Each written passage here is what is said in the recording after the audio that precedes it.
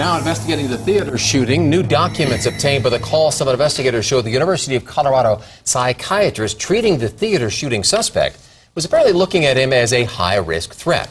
CALL7 investigator John Ferrugia has been looking through hundreds of CU's internal documents. He joins us now with more on that. Well, Mitch, we found the documents make it clear that best practices require the threat assessment team, or the beta team, to call police when a student is at high risk to hurt himself or others.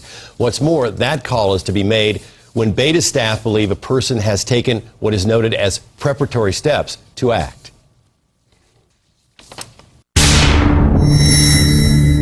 Days before accused Aurora shooter James Holmes dropped out of CU, his treating physician was concerned that he was a threat to others.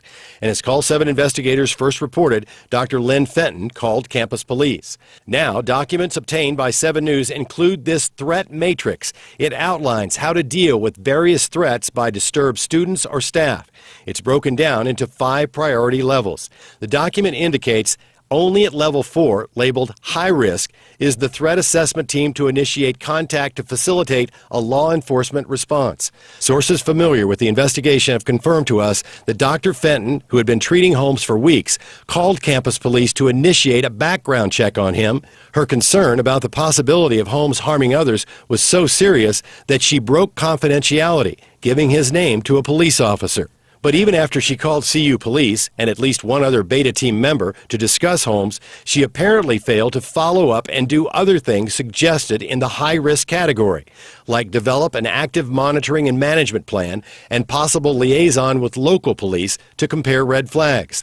The team never met to develop such a plan, nor sources tell us did anyone call local police. That's because James Holmes dropped out of school on June 10th and left the campus. The documents we obtained also describe cases where the threat assessment team did meet or convene and had campus police intervene. For example, a student who wrote a letter described as concerning but not an imminent direct threat. According to documents obtained by 7 News, he was met by a police officer at the beginning of class. Another example, a student threatened to stab a professor in the eye with a pencil. The beta team met on that incident, even though documents show the professor didn't feel particularly threatened.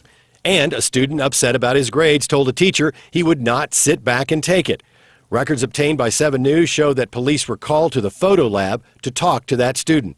In addition, the documents show the beta team responsible for both the Anschutz campus and the Denver campus has dealt with more than 300 threats in the past 4.5 years.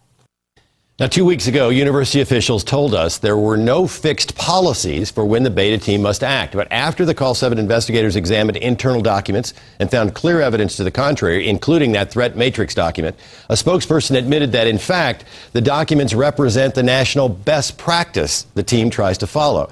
The spokesman confirmed that it is this practice that Dr. Lynne Fenton, the accused shooter psychiatrist, helped put together when the threat assessment team was formed. Of course, the question now is did she follow best practice in this case, or did she really think James Holmes wasn't a high-risk threat? That's what we don't know yet. All right, I know you'll keep digging on this, so we appreciate it. Thank you, John, for the latest on the details on the investigation and what's going on with the Aurora Theater tragedy. Keep it right here on 7 News.